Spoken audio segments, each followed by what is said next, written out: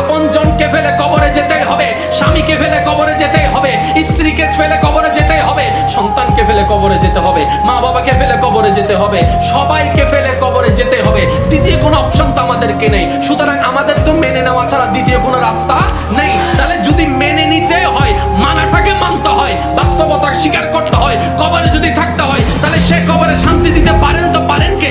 আল্লাহই পারেন। সুতরাং আল্লাহর নিয়ম মানা ছাড়া বুদ্ধিমানদের দ্বিতীয় কোনো রাস্তাই নাই। সুবহানাল্লাহ। আপনার বড় ভাই আপনার উপর অত্যাচার করেছে কিংবা কোন একটা আঘাত করেছে, বড়র সম্মানে আপনি মাথা নিচু করে রয়েছেন, এটার নামও কোরবানি।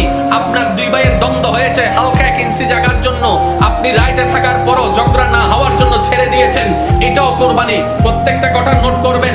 আপনার স্ত্রী কোন একটা ভুল করেছে, খাবারের মধ্যে মাঝে মধ্যে ভুলবশত লবণ কম হয়েছে, খাবার মুখে তোলার পরে মেজাজটা অন্য সময় গরম করতেন, আজকে যখন মুখে তুললেন আপনার স্ত্রীর খাবারটা, আপনার বোনের রান্না করা খাবারটা, আপনি সেই জায়গায় রাগটা প্রকাশ না করে আপনি তাকে কৌশল দিয়ে বুঝাই দিলেন যে তুমি একটু খেয়ে দেখো, মুখের মধ্যে খাবার লাগলে উনি নিজেই বুঝতে পারবে আমার লবণ দেওয়াটা হয় নাই। এই যে আপনি রাগ কন্ট্রোল করলেন, এটাও আপনার কোরবানি হয়ে গেল।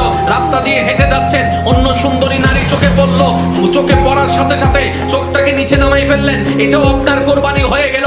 এই প্রত্যেকটা কোরবানি যদি রবের জন্য করা যায়, এক একটা কোরবানির বিনিময়ে আল্লাহ তাআলা আমাদের 1000 বছরের গুনাহ মাফ করে দিতে পারেন। সুবহানাল্লাহ। যেখানে রব পেয়েছি রহমান, সুবহানাল্লাহ, জোরে জোরে। জান্নাত কেন পাওয়া কঠিন হবে?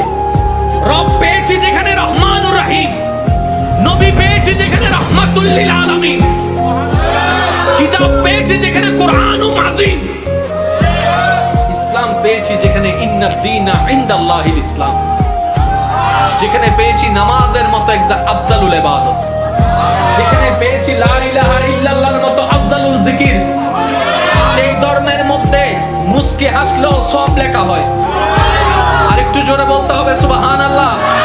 যে ধর্মের সংবিধানের মধ্যে অনুসরণকারীর জন্য মা বাবার চেহারার দিকে আদব, ভালোবাসা, শ্রদ্ধা নিয়ে 1 সেকেন্ড তাকালে কবুল মকবুল হজের সওয়াব লিখে দেওয়া হয়।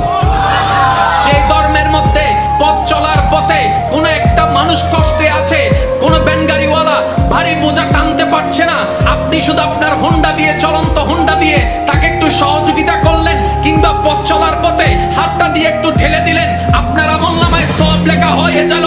আপনার এলাকায় একজন এতিম বাচ্চা যার কেউ নাই, কিংবা তার বাবা নাই, মা নাই, রাস্তায় চলার পথে মাথায় 2টা সেকেন্ড ব্যয় করে হাত বুলে দিয়েছেন মাথা, আপনার আমলনামায় সওয়াব লিখে দেওয়া হলো।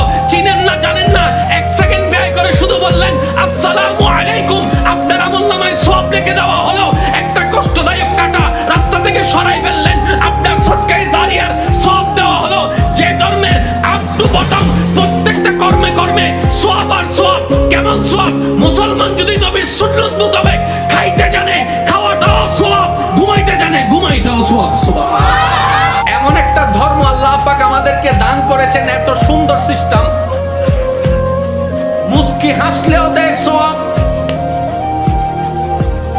অনুশোচনার কান্না করলে রব করে দেন গুনাহ মাফ। ওই ইব্রাহিম নবী বান্দাদের ভিতরে সবচেয়ে দামি একটা র‍্যাঙ্কের নাম নবী। আল্লাহ আপনাকে নবী বানিয়েছে। আমরা 100 বার দোয়া করলেও কবুল হওয়ার যেটা সুযোগ নাই, আপনি একটু ঠোঁট লাড়লেই আল্লাহ শুনে ফেলবে, কবুল করে ফেলবে। সুবহানাল্লাহ। এত বড় সুযোগ আল্লাহ আপনাকে দান করেছেন। আপনার সামনে আগুন নমরুদে জ্বালিয়েছে, তো কি হয়েছে? আপনি যদি একবার বলেন আল্লাহ বৃষ্টি দাও, তো নমরুদের তো ক্ষমতা নাই বৃষ্টি আটকায় রাখার। ওই ইব্রাহিম নবী দোয়া একটু করেন না।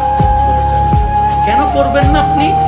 তখন ইব্রাহিম নবী বলে, আমার এই পরিস্থিতিতে দেখা আল্লাহর ইচ্ছা, আর আল্লাহর ইচ্ছায় খুশি থাকা বান্দার কাজ। সুবহানাল্লাহ। পয়েন্ট একটু বোঝার চেষ্টা করুন। আমার এরকম দেখাটা, থাকাটা আল্লাহর ইচ্ছা। আল্লাহর যেহেতু ইচ্ছা হয়েছে, সেখানে আমি কোনো দোয়া করব। এবার ইব্রাহিম নবী আগুনে ফেলা হয়েছে, ইব্রাহিম নবীকে 2 শব্দ করে নাই। কেন? বলে যে আমার রব যেটাতে খুশি, আমি ইব্রাহিম সেটাতে খুশি। আচ্ছা, এই পরীক্ষাটা কি ছিল